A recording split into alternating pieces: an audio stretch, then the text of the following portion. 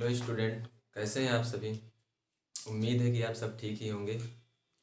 तो जैसा कि मैंने कहा था क्लास में आप सभी से कि आप लोगों की विज्ञान की क्लासें अभी जो बाकी रह गई है उनको भी यहाँ पर कराया जाएगा। जैसे कि बायोलॉजी के कुछ टॉपिक बाकी रह गए थे, उसके बाद आपसे फिजिक्स के भी, केमिस्ट्री के भी कुछ टॉपिक बाकी थे, उसको यहाँ पे कराया जाएगा। ये सारी बातें मैंने आपसे बता दिया था। अब यहाँ पर आपको विज्ञान पढ़ने से पहले, अब ये भी आपको पता है, मैं बताया था कि रिवीजन यहाँ पे सिर्फ होगा। ये बात याद रखना कि यहाँ पे आपको रिवीजन करना है सिर्फ, और इसकी नोट्स पूरी लेक्चर की नोट्स नहीं बनाना है।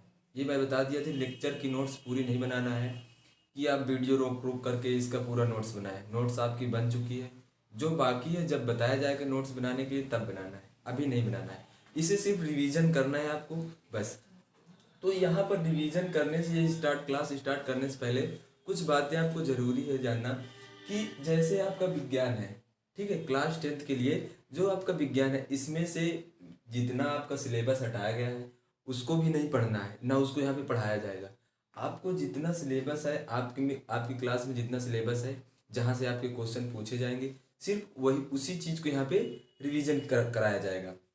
अब जैसे देखिए, इसमें पहली चीज हम देखते हैं बायोलॉजी यानी कि जीव विज्ञान में। इसमें सिर्फ और सिर्फ आपके 3 चैप्टर हैं, जैव पराक्रम और जैव पराक्रम, दूसरा प्रजनन, और तीसरा है आनुवांशिकता और विकास। यहाँ पे सिर्फ आपको 3 चैप्टर पढ़ना है। अब बुक के अकॉर्डिंग नहीं पढ़ना है, उसमें 4 चैप्टर 5 चैप्टर दिए हैं। तो मैंने बताया कि जितना हटाया गया है आपका, उसको हमें नहीं पढ़ना है, क्योंकि एग्जाम में आपके यहीं से क्वेश्चन पूछेंगे, वहां से नहीं पूछे जाएंगे। तो जितना है आपके सिलेबस में उसी चीज को पढ़ना है। जैसे पहले हम बात करेंगे बायोलॉजी की, इसमें 3 चैप्टर आपको पढ़ना है, जैव पराक्रम, प्रजनन, आनुवांशिकता और विकास, ठीक है। अब दूसरा देखते हैं केमिस्ट्री में यानी रसायन विज्ञान में। इसमें भी आपको पढ़ना है लगभग 5 चैप्टर, जिसमें पहला है रासायनिक अभिक्रियाएं पढ़ना है, दूसरे चैप्टर में पढ़ना है अम्ल, क्षार एवं लवण, फिर तीसरे चैप्टर में पढ़ना है धातु एवं अधातु, चौथे चैप्टर में पढ़ना है आपको कार्बनिक यौगिक, और 5वें चैप्टर में पढ़ना है तत्वों का आवर्त वर्गीकरण। फिर इसी प्रकार से जैसे फिजिक्स में यानी कि भौतिक विज्ञान में आपको 2 इकाई पढ़ना है। इसमें पहला है आपका अपवर्तन, इसके अंतर्गत जितनी भी थ्योरी होगी वो सभी पढ़ना है। ये सिर्फ यहाँ पे इकाई लिखी हुई है, सारे अभ्यास के नाम लिखे हैं, इसके अंदर की जो थ्योरी है वो नहीं लिखाई गई है, ठीक है।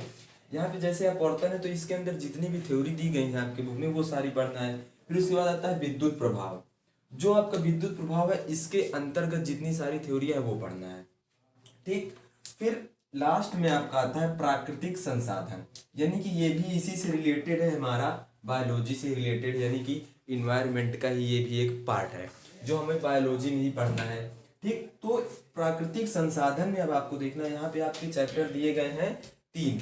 पहला चैप्टर है ऊर्जा के स्रोत, दूसरा चैप्टर है हमारा पर्यावरण, और तीसरा चैप्टर है प्राकृतिक संसाधनों का प्रबंधन।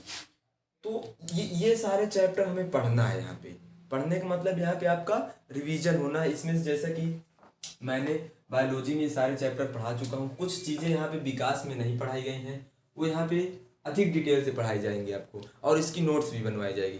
लेकिन जब मैं बताऊंगा नोट्स बनाने के लिए तभी आप बनाएंगे, अभी नहीं। जैसे कुछ चीज़ें यहाँ पे जान लीजिए।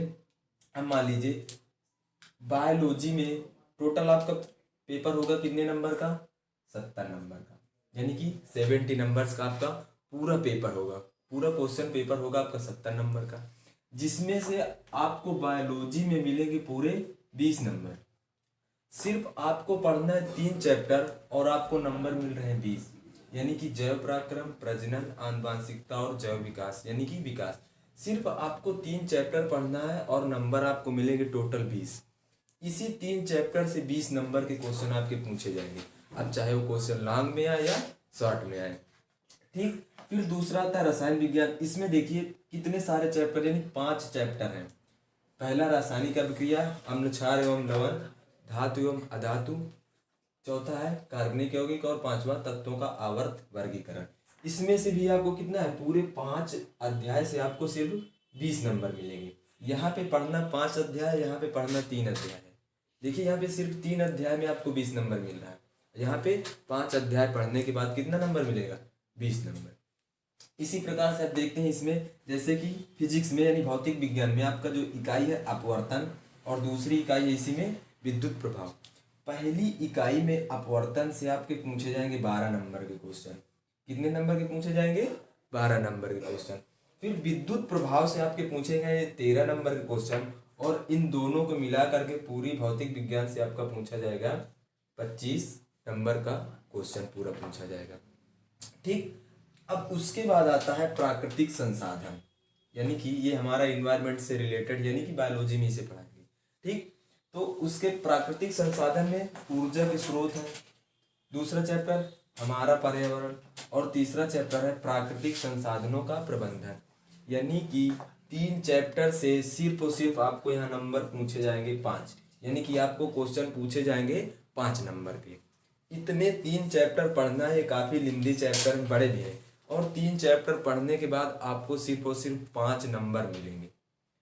तो ये सारी बातें आपको ध्यान रखना है कि मान लीजिए हमें उस पर ज़्यादा फोकस करना है जहाँ पे क्या हो, पढ़ना कम पड़े, यानी कि नंबर भी क्या मिलेंगे, हमें अधिक मिलेंगे। तो जैसे पहले हम कवर करेंगे पूरी बायोलॉजी, ठीक, उसके बाद फिर केमिस्ट्री, फिर फिजिक्स, फिर उसके बाद प्राकृतिक संसाधन आपको मैं इसी में पढ़ा दूंगा, बायोलॉजी में ही, इसी के अंदर ही ये भी पढ़ लेंगे, क्योंकि इसमें कोई ज़्यादा खास नहीं है, सिर्फ आपको 5 नंबर यहाँ से पूछा जाता है, और वो कहाँ से क्वेश्चन पूछे जाते हैं वो मैं आपको बताऊंगा जब पढ़ाऊंगा तब। जो चीज़ इंपॉर्टेंट होंगी वो सारी चीज़ें यहाँ पे हम पूरा पढ़ेंगे। ठीक, तो ये कुछ चीज़ें थी हमें जानने के लिए, ये ज़रूरी था हमारा सिलेबस हमें कितना पढ़ना है। ठीक है, तो इतनी ही बातें, यानी कि हमें जानना जरूरी था कि मान लीजिए 70 नंबर का है, किस में से कितने नंबर के पूछे जाते हैं, आप फोकस किस पे अधिक कर सकते हैं। सारा यहाँ पे देखिए, सभी जितने भी आपके साइंस में पार्ट दिए गए हैं सभी के नंबर बांट दिए गए कि इतने नंबर इसमें पूछा जाएगा। तो आपको सिलेबस पता होना चाहिए कि हमें पढ़ना क्या क्या है।